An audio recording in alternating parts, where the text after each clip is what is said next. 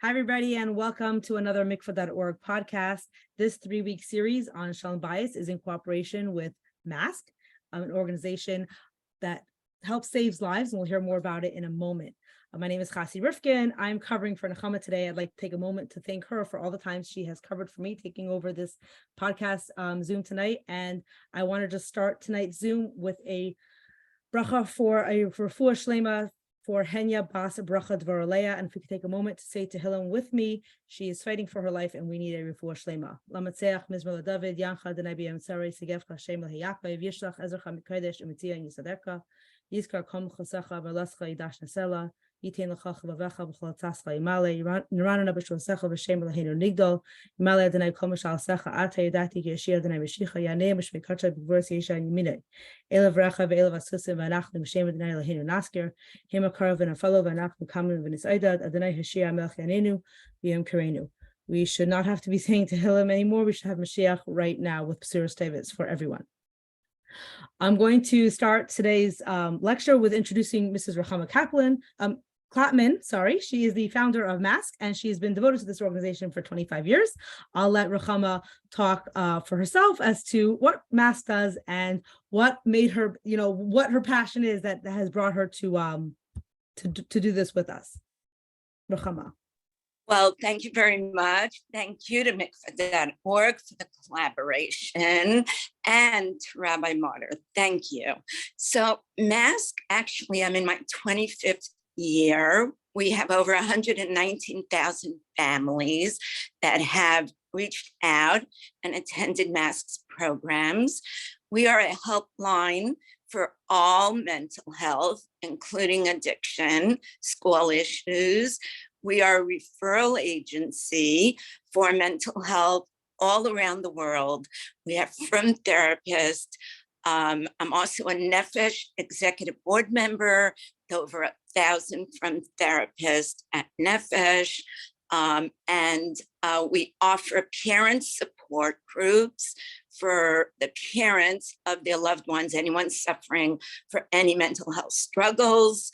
I have a radio show Thursday nights, 9 p.m. on the Zev Brenner station, which is talklinecommunications.com, or 620 on the AM on the radio dial. We do after-school program, Crown Heights. We're starting East Flatbush. We have Flatbush.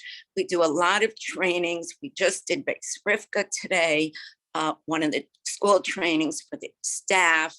And we have groups Sunday, Monday, Tuesday, and Wednesday night for parents and for blended families. Again, thank you to mikvah.org. Thank you to Rabbi Marder. Have a good night.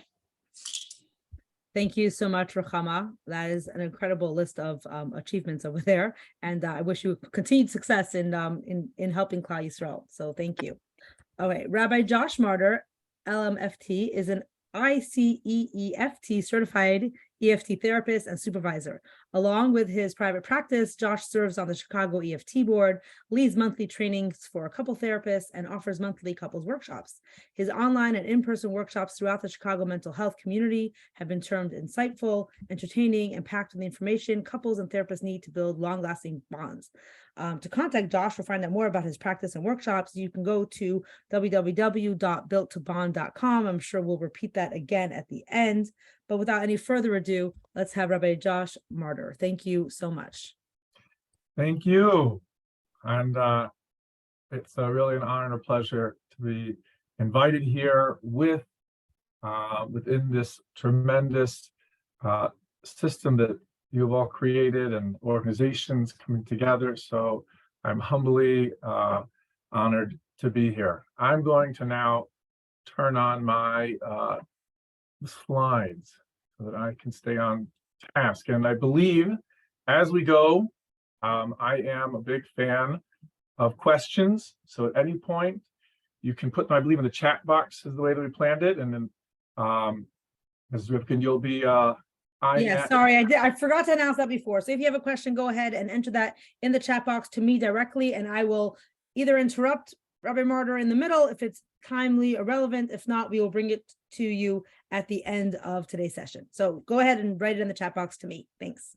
Perfect. Okay, so without further ado, let's dive in. This is Shana Rishona is the topic, establishing a solid foundation. And again, I'm Josh Marder. A true pleasure to be here with you. So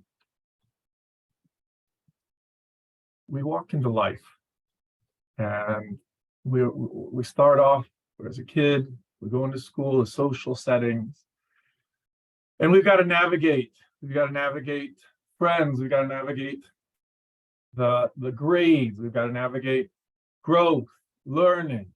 We reach high school, yeshiva, masivta. For some, they're in college, and we think we're about to conclude the challenges, and we're gonna have that smooth sailing after this. We've reached that pinnacle of all the struggle, and then life comes, and the experience of interacting with the greater world, and how are we going to navigate through all of this? And sometimes it feels like we're hanging on a cliff, and we're seeking, how am I going to make it through this? How do I climb this mountain? And the reality is, the only way we can climb this mountain is through our bonds and connection with others. Okay, and ultimately, that's really what we're here to talk about. The bonds, the connection that we seek to establish, in particular in our marriage, and in particular in the Shana Rishona, to understand what is that all about, that bonding experience that builds and creates a team experience for the couple, for the individual, to be able to make it over the mountain, to get through and navigate the experiences of life together. Now, there's a concept that is often an integral piece to understanding relationships, is interdependence. Interdependence, because we don't want to live a life of dependence where I'm relying on you. We don't want to live a life of independence where I am on my own, but rather we're seeking something called interdependence, where I am reliant on you and you are reliant on me. And in the beginning of a marriage, we're trying to establish that reality, that interdependent reality, where an understanding of I need you and I am needed by you. And for many of us, we have very different approaches coming into contact. Now, sometimes it's a conscious intellectual recognition, a cognitive recognition. Sometimes it's just an emotional reaction to this interdependence. And some people, they want to dive deep and ready to go to the kishkas of vulnerability, of everything it takes. What do I have to do? And take me down to the depth. Often others can feel like I am totally lost. I don't know where I am. I don't know what's going on. This concept of needing you, I feel these needs inside of myself. I don't know what to do with them. I want to shut them down, or I'm going to go and explode with energy. I don't know how to navigate in this space. Others come in and I don't know what's going to be, but I'm in for the ride, and I'll just, try to sail through it together. Now, whichever point a person is starting into that space, as they're coming into their marriage, whether they're ready to dive deep, whether it's completely overwhelming, everyone has to come into contact with the reality of our attachment bond, our needs for connection, our needs for dependence.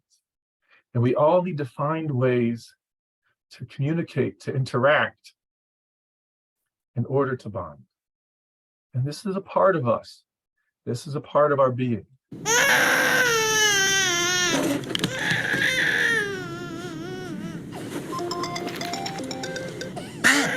แม่ลูกศิษย์มันร้องใหญ่เลยอะแม่สงสัยหิวนมนมใช่ไหมแม่เปิดการ์ตูนโอเคการ์ตูนนะลูกการ์ตูนนะแม่ลูกไม่ได้ติดการ์ตูนลูกติดแม่โอเคไหมงั้นเอางี้ลูกคุยกับแม่หน่อยนะคุยกับแม่จ๊ะเอ๋แม่อยู่นี่ไงลูกเห็นแม่ไหมคะจำกันไม่ได้จ๊ะเอ๋มัมกินจังเลยปังเป่งปังเป่งปังเป่งปังเป่งปังเป่งปังเป่งโอ้ไม่ร้องนะลูก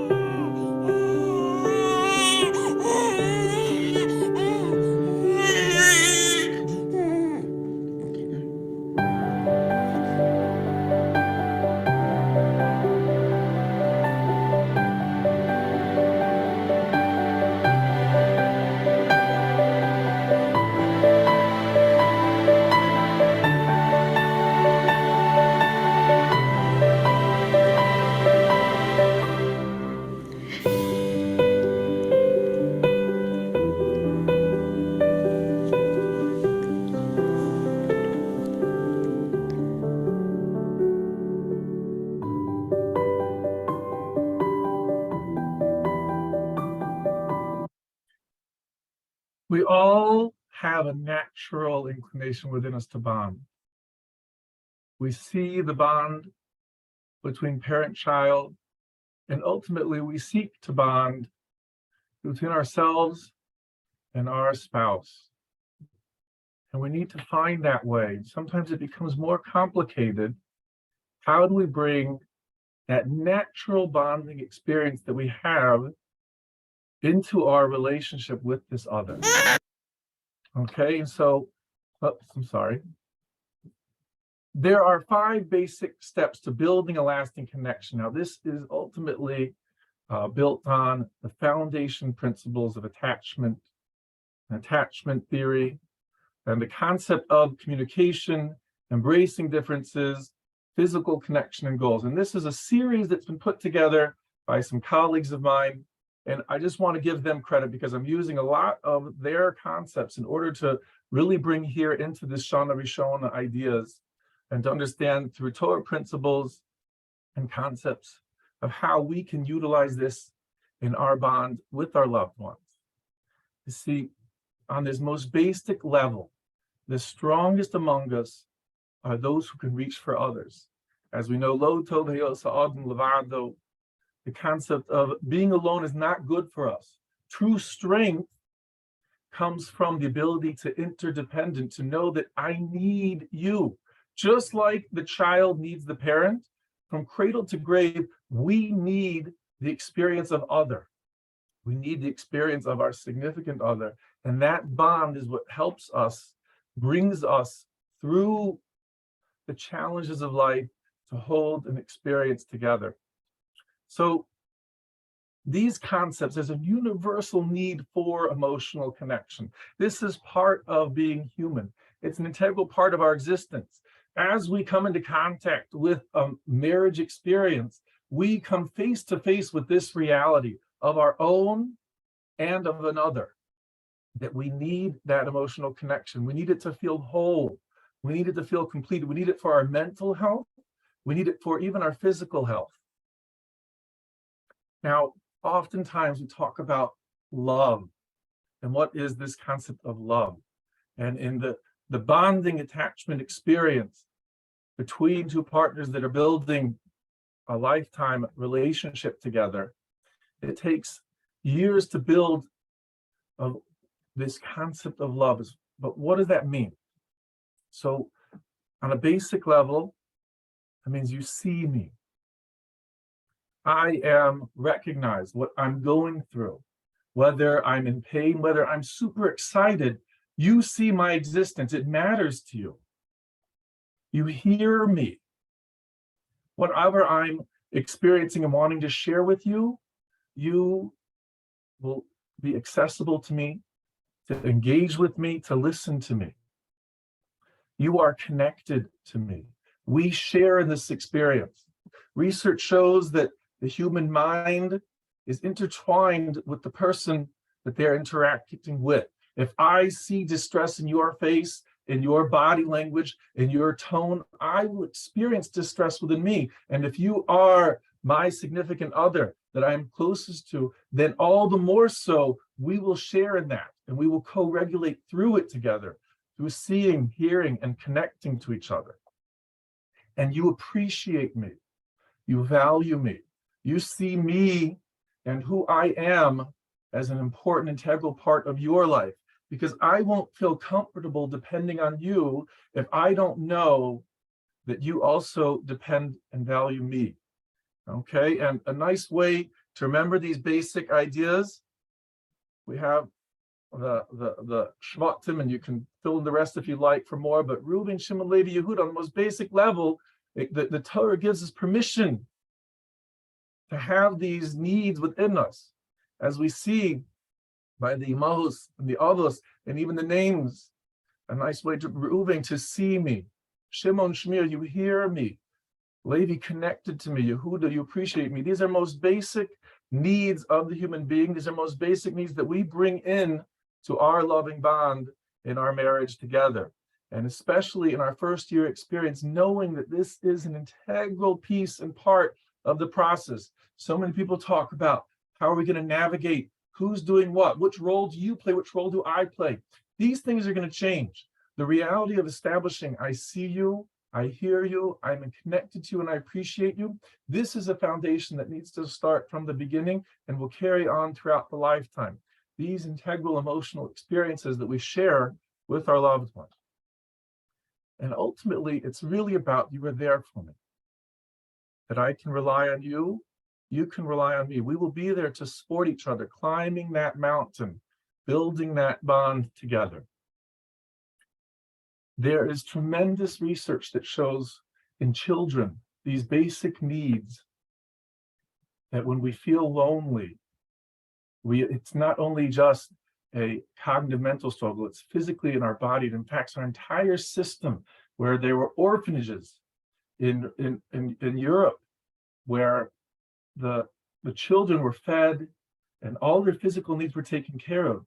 And nobody could understand, why are they dying? There's no plague, there's no sickness. And they started doing their research, the early 1900s, realizing that they need something that's not just physical.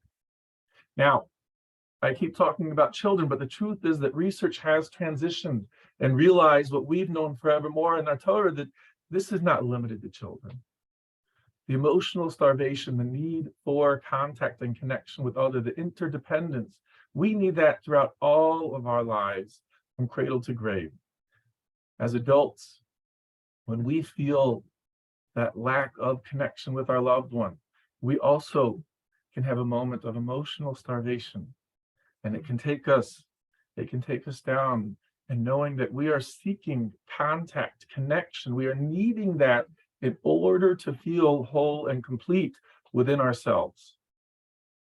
That secure base, this idea that children, we are so easily aware of it. With a child, the infant, the young child needs that experience of that warm, intimate, continuous relationship with their mother or whomever represents that motherly figure, which both of them feel a sense of satisfaction and enjoyment, right? That secure base is so significant, and all the consequences that come with that. But that plays into adulthood as well. That same need, that same intimate bonding contact, the relationship between the infant and the caregiver, and the relationship between adults and our partners, we share the same basic ideas. Many features are played out in there, but instead of a hierarchy, it's of equality, of interdependence, that both feel safe when the other is nearby and responsive, that there's a sense of security that comes from my wife, my husband, my other is with me. I feel a sense of security by that presence. That's part of understanding human nature, human existence, that we both engage in both the parent-child, and so too in the bonding experience of marriage, and close, intimate bodily contact, the comfort that comes from that engagement of closeness, and the insecurity that comes when it feels you are not accessible to me. If I can't reach you, right? And we see this could play out on the most basic level. If your phone dies, it keeps going to voicemail. Why aren't you answering your phone? I can't get through to you. The insecurity, the anxiety that comes with that, because you are my secure base. I'm also yours. It's not a hierarchy, but that's the interdependence, coming into contact, coming into experience of ourself in that way, building that sense of you are accessible to me, you are responsive to me, you are engaged. The need for that foundation together, that basic attachment bond that we all seek and need, that we share with each other. We share life with each other, the discoveries of life, the challenges of life. Now, love requires vulnerability in order to build this bond. I use this word love when ultimately we're talking about this sense of security together, right? But it requires that I'm exposing the reality of my own need, that to love at all is to be vulnerable, that anything in your heart, right, that love and you could possibly be broken.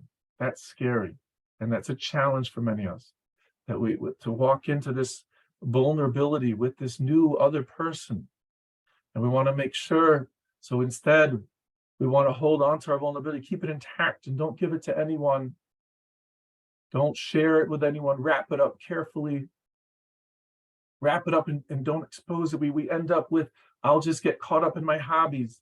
I'll get caught up in wonderful concepts that in their own right are beautiful, but I'm not sharing my vulnerability anymore. I'm caught up and entangled and so my vulnerability gets locked up in this safe casket, coffin of myself, and I'm not sharing it anymore. I'm not exposing it. But while it's in that safe, dark space, that casket, it's motionless, and the vulnerability, it changes, the love changes, and it won't be broken, it will become unbreakable. And sometimes maybe we've seen this happen, it becomes impenetrable. It becomes irredeemable. But ultimately, to love means to be vulnerable and to soften and to share, to open our heart. Otherwise, we won't be able to bond without exposing that reality of our soft self inside. And so knowing, coming in that is going to be part of our existence, just like the child of the parent, so too as an adult, we have and need that soft experience to expose, to catch me, and to bring and share in that together. Now, building relationship beliefs or attachment styles come from three basic different places. How do we come into our marriage? How do we feel and experience that sense of other and that sense of bonding? Well, many of us come in from our family of origin, and we have these perceptions in the way that we experience life, the way that we experience perhaps our parents' marriage, the way we experience interactions with siblings or friends when we were growing up. We have our relationship with others in school, outside of the family, outside in seminary or in yeshiva, and the way that we've interacted and experienced that sense of, how do you experience me? How do I experience you? And relationship with self, how do I see myself? Do I see myself as someone who is lovable? Do I see myself as someone who can be vulnerable and comfortable with that and sharing? Or perhaps I see myself as someone who's, people won't like what they see. You might not like me or what you find within me when I do share with you. Or my sense of others, do I see you as someone who is seeking and wanting to know, wanting to hear, wanting to be emotionally held by me? All these experiences, they swirl around within us, creating attachment styles, creating relationship beliefs. Okay, but these can shift and they can change when we find that sense of a secure base in adulthood, when we have that building bond of, I can see you, I can hear you, I'm connected to you, I appreciate you. As we build on that experience, our experience of self and other can shift, it can change, that security can be built. So what happens though, and this is important to recognize and to realize, is that we get caught in this circle of attachment. Now, in the ideal world, our attachment needs, the ABCs of attachment needs, our sense of acceptance, belonging, comfort, and safety, those basic needs that we all have. When we feel that urge, that need, we reach for it, and then that need is met. We have a sense of self-worth, the connection is felt, and we can repeat. Okay? And what happens though when we have that basic need of acceptance, belonging, comfort, safety, we reach for it, and then it's not met. Right? Inevitably, these things can happen. These things will happen. Couples sometimes tell me that, we have no troubles. And in my mind, that means you haven't even started bonding, because everyone's going to have an experience where they're reaching out for their attachment need. We don't always find that space to provide, but we need to know what can happen. And we need to know that things can spiral. They don't have to, but if they do, what happens when that need is not met? An alarm inside of us. It feels very alarming inside. We can physically feel the alarm. We can become reactive. My need is not being met. And now I feel this sense of discomfort. I feel a negative sense of even myself. Is there something about me that's not wanted? Is there something about me that is not comfortable? for this other. We begin to question internally, sometimes consciously, sometimes subconsciously, and then we pull back. And we don't reach out as much anymore. We react instead. And those reactions, when our needs are not met now, we become alarmed, anxiety. An extreme depression, addiction can happen. We can seek to escape the struggle when my needs are not being met. The anxiety, the depression, when that primary need as a human being of connection, of acceptance, belonging, comfort, safety, when we feel it's not being met, and the struggle that we feel within, and we can get caught up in this cycle where we're no longer reaching out or we're reacting in ways that our needs are not being met. And there's a cycle that happens when an attachment need is not met. Okay, it's much simpler when there's a child, a baby, they cry out for help. We learn to then provide their help. But as adults, we don't feel as comfortable to cry, and that cry might not be literal tears, although sometimes it can be, but it could be an expression of a cry out for help, for contact. But when we feel that contact is missing, we feel we're not receiving that, then there's a process that happens inside. Okay, we can see here on this diagram that the threat inside, the attachment threat, that I'm not getting my need met. The body responds to it. There's an internal hidden, the way that we process it. Our mind, our brain feels a sense of danger, what to do. This is very scary. But on the surface level, I show you emotions that look more like anger. They look like numbness. They're not as strong as what's happening on the inside. They're not as vulnerable as what's happening inside of me. And the meaning that we make of this moment, and then we try to cope, and the brain goes on autopilot around in this circle. And we can get so caught up in this circle that we won't find each other. And it can be very devastating in the moment and scary. How is this happening? Is there something wrong with me? And couples need to know, we all need to know, that this is a natural experience of being human.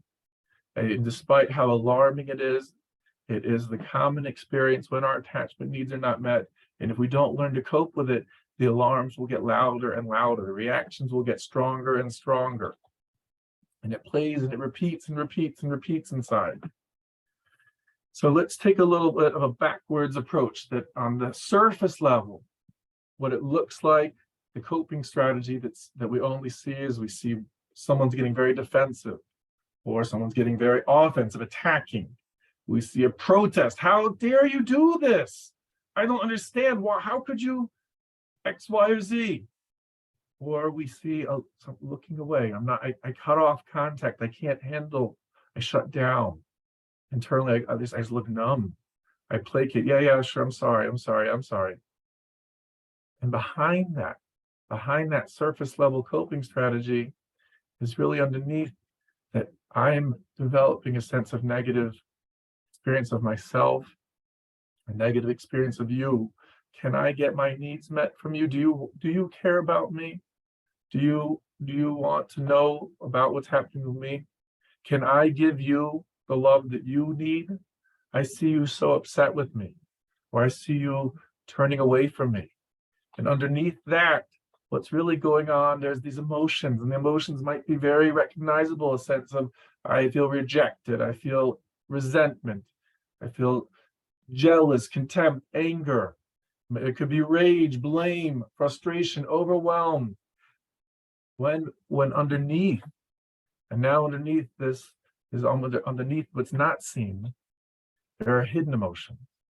That when I feel a sense of distress, disconnected, my natural attachment needs are not being met, your natural attachment needs are not being met. That sense of acceptance, that sense of belonging, comfort, safety, and security. I see you, I hear you, I'm connected to you, I appreciate you. When I don't feel that sense, that really underneath I'm sad, I'm lonely. Might be a sense of shame, feeling unworthy of love, and I'm inadequate or desperate, abandoned. It can be scary, disappointed, hurt. But these vulnerable emotions, they're not seen. They're really the catalyst of what's happening On the surface, there's only rejection or indifferent or overwhelm and attacking or defending or shutting down. And we can get so caught up on the surface level, we forgot to recognize there's something happening underneath that really the culprit is that I actually want to be close to you. That deep down under those hidden emotions are my attachment need to know and accept me the way that I am, that you see me, you understand me, you care for me. You claim me as yours. You are happy to have me as yours. That we value each other, that comforting each other. And that experience that you let me in, that I need you and you need me, that we have these basic attachment needs underneath it all, that's really what's happening. If we get so caught up on that surface level without recognizing what's happening underneath, we can get into these dances of who did this? It's your fault. No, it's your fault. Or we can get caught up in these dances of attack, attack, attack, defend, defend, defend, and we get nowhere. We really have to realize that ultimately deep down, as human beings, we have these basic needs of attachment, and then when they're not being met, we get so distressed. On the surface, we're not exposing that vulnerability to each other. We're not talking about it, or we're not reaching and realizing what's happening. That we can get very lost in dances and caught up in these behaviors without knowing the real source of what's happening underneath. So the fact of the matter is it's not just about a fun bonding space, but it's really, it affects our whole system. That research has shown loneliness, it raises blood pressure, the risk of heart attack and stroke. Now, these are extremes, but the point being that our bodies are feeling it. It's impacting us even when we're not at home, when we're at work. The couples will be complaining about, I can't think straight. I feel more lonely now than I did when I was single. And that's because my attachment needs are flaring within me. But if I don't realize that, I'll just be angry or I'll just be numb. Right? That the emotional isolation is a health risk in our system. It's a reality of who we are. It's more dangerous than smoking or high blood pressure. That sense of I cannot reach you. It's so devastating inside. Oftentimes couples will come in and it seems like one person is just so offensive and it's all their fault, when really that the other partner is shutting down. And that sense of isolation is so alarming for their husband or wife's experience, that the reaction is so intense because the body knows. Our system inside, deep down, we know I need this bonding space in order to recognize that that's what we're trying to build from the very beginning together. Okay, the state of patient's marriage is a predictor of survival, to the severity of congestive heart failure. It's part of our health. It's part of our being. Okay, conflict and hostile criticism from loved ones increases our self-doubts, creates a sense of helplessness. These are classic triggers for depression and anxiety. And these are common experiences for couples in their first year, and what's happening underneath. And they can end up on a pathway that is just medicating and numbing out on those emotions instead of recognizing it's our attachment bond we need to get through and recognize there's something happening underneath. There's something happening much deeper, and to be able to come into contact both within ourselves and with each other, to learn how to meet each other's needs, to learn how to express what it is that I need from you to support me, to build our bonding connection together, and what it is that you need from me and how I can give that to you. Because otherwise our internal system is going to be flaring through. Right? The human need for connection is universal. No matter where the starting point or the end point, a person can grow up with fantastic parents in a beautiful home with lots of love, and they still need that interdependent connection. Right? Lo tohil adam levado was not limited to people who are struggling. It's not limited to people who are immature or childish. It's for all of us to know that we need that bonding space with other to feel whole, to feel complete. Emotional safety is the level of comfort that couples feel with each other. and the degree at which they can rely on one another. To rely on each other, not just who's going to pick up the kids, but who's going to be there with me, to talk to me, to listen to me, to share with me, and then I can share with you, to enjoy being in each other's presence. That's part of the natural human need and the experience that we seek, especially the foundation and the bumps, the speed bumps along the way as we create that bond as a couple in the first year and onward. So that's really, in the nutshell, the attachment bond. And I would love to open for any questions that anyone may have about this case for connection, hardwired for connection, that as a young or an older in any level, but especially recognizing from the beginning for couples in their Shana, Rishona, and onward, to know that we need to build and establish our attachment bond as a couple together, that we need each other, that interdependence. Thank you so much, Josh. Is the slideshow complete? The slideshow is complete. You want me to turn it off? Yes, please. So this way we can do the Q&A. Sure. Let's see. Okay. Okay, so I'm going to go ahead and ask if anyone has a question to put it in the chat box now so that I can ask Rabbi Marder. Thank you so much for that presentation. I guess, I'm going to start with a question, and that is, so now we understand the importance of connection. What do we do if we're finding it hard to connect? What do we do? Yes. And first off, that's a wonderful question. Thank you. And what do we do when it's hard to connect? The first piece is to recognize that's normal, because that can be very alarming at first. Uh-oh, is there something wrong here? What's going on? We're supposed to be in this blissful bonding space, and we're having challenges here. And I think I mentioned, but if I didn't, or even if I did, that when couples tell me they're having no challenges, that's alarming to me. That's alarming, because of course that space to build that attachment bond together, learning about someone else, the experience of you need my response to you different than I need from you. And how am I going to give that to you?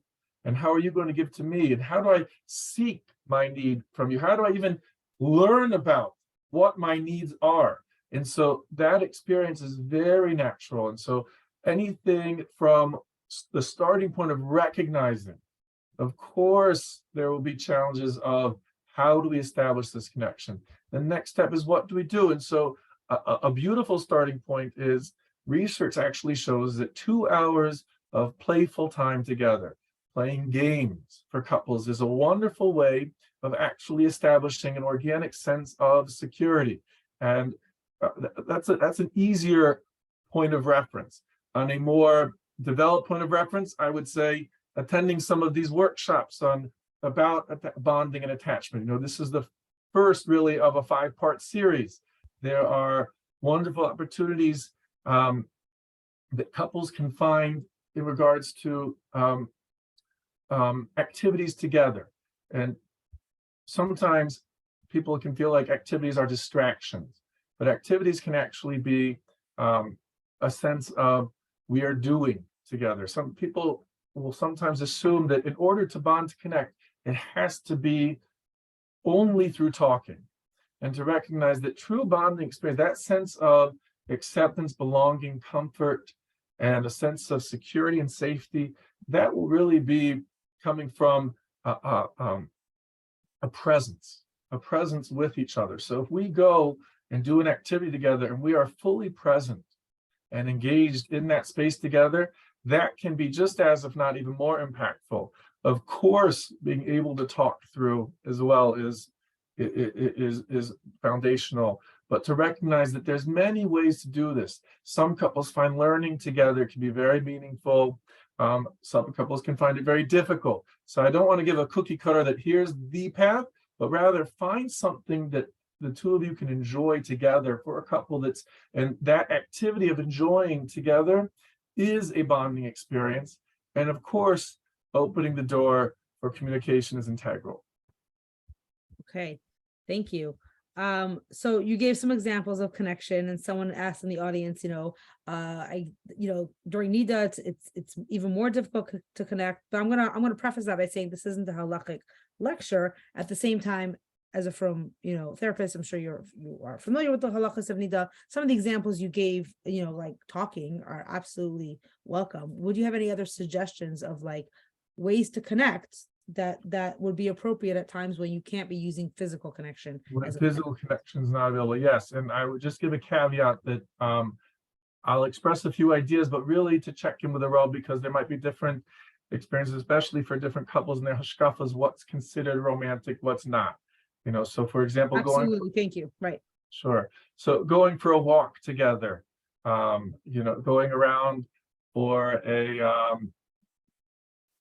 experience of a boat ride, or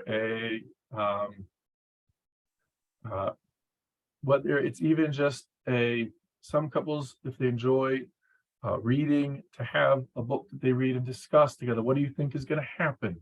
What do I think is going to happen? And let's, make our theories, or what's this character imagining that they're feeling. Sometimes it's easier to communicate about some abstract theoretical emotion than it is about mine. And so it's easier to, but it's still opening the door to talk about emotions. And especially to bring that and share in that space together is a very meaningful opportunity.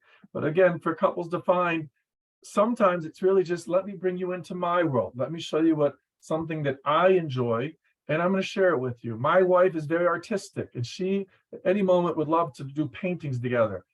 I can't stand painting, but I will still go and paint with her sometimes, because that's her world, and here's my chance to enter her world. And sometimes there are things that I want her to join me in. And in that space, it might not be her hobby of choice, but we're doing it for the purpose of entering each other's world. And so finding those opportunities, finding those hobbies, and trying new opportunities, trying cooking together, planning together, anything of the sort that is, we're doing this activity as a joint experience, something that we can enjoy. Doing our finances together might not be so bonding, though it is probably a requirement. But nonetheless, finding those spaces where something either one of us enjoys or both of us do, but the sharing of that together. Right. Okay. And I'm going to remind everyone that some of the examples, obviously every couple has to find what works for them, but there's also the halachic component. There's definitely within different hashkafas. So any example, if you're not sure if it's okay during Nida, please check with your own rep. Of course. I don't really see any more questions here. I know in the bio, I had mentioned the way to contact you, but I guess if you could repeat that right now out loud for everyone. Sure. If someone wants to, contact you for further questions or for further workshops. Yes. If you're interested, there's a bunch of videos and different opportunities on my website, www.builttobond.com. Build to bond? Built to bond. BUILTTOBOND, that we are built to bond. Okay. And research shows it, the Torah says it. We are, as human beings, built to bond, and that experience, the way that we get there. So there's many workshops. I do offer workshops if they're therapists online. I offer a monthly workshop for couples therapy in EFT, emotionally focused couples therapy. Feel free to contact me if that interests you as well. Thank you. Your Built to Bond program, is it primarily for couples, or do you also help parents learn how to bond with their children or teenagers if they're struggling with that? That is a wonderful question. I do work with parent-child when the child is teenager or adult. Okay, so an older child. Older children. Yes. Right. So this is in cooperation with Mask, and it's primarily for the married couple. But since it is coming in as a question, if you have a couple minutes, if we could just address a question from the audience, what would a teenager bond look like? Do we need to wait for marriage before we? I guess we want to help our children prepare for marriage. So as parents, what can we do to help our teenagers learn how to bond so they can go into the marriage, some of those skills that might be missing? Yes, that's an awesome question. What can we do as parents for our children? I would say the more normalizing we can be of attachment needs, the better. So for example, let's say I'm on the phone and I can't get through, and some, I can't get through to Tati, and verbalizing, I sometimes get worried when I can't get through to Tati. And I notice that about myself, letting the kids hear that. And when Tati calls and says, "Oh, thank goodness, I'm so glad you called, because I was getting really worried and I didn't know how to get in touch with you." And sometimes I do get worried when I can't find you. And I really appreciate you calling me now, or be verbalizing things that we know, but letting them be recognized for what they are, saying, "You know what, 1 second, mommy's telling me something. I want to stop what I'm doing. Let me put my phone down. And mommy, I'm going to give you my full attention. I'm going to finish this text, and then I want to put my phone away, because it sounds like this is really important, what you're sharing with me, and what you say to me is important to me. And I want you to know that. So let me just put this down and let me give you my full attention." Speaking out what we might be doing anyways, or we want to be doing, but letting the kids hear about that, letting them hear about how we are modeling it, even to them to say, "You know what? You're telling me about something really important from your day, and gosh, that I want to give that full attention, because you should know how important you are to me. And let me put this away so that I can give you that full attention."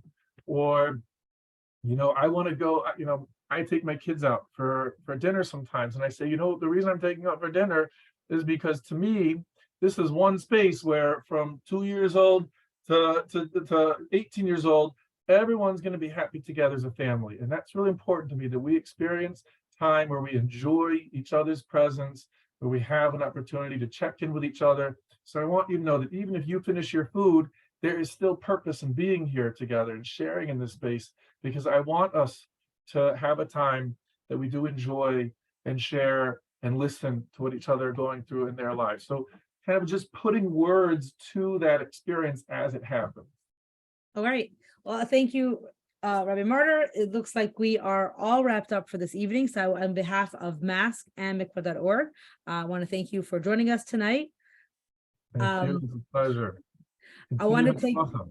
Thank you. I want to take this opportunity to let all our listeners know that we have so many podcasts on mikvah.org/audio. We actually rank in the top 3% of the amount of content in all religion and spirituality creations, and we're in the top 1% shared globally. So all of you listeners have helped make that happen. Thank you.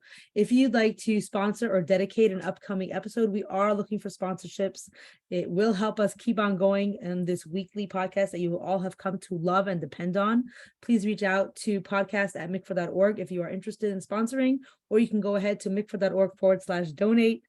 Put in the box which class or an upcoming podcast that you'd like to sponsor, and we would so appreciate your support.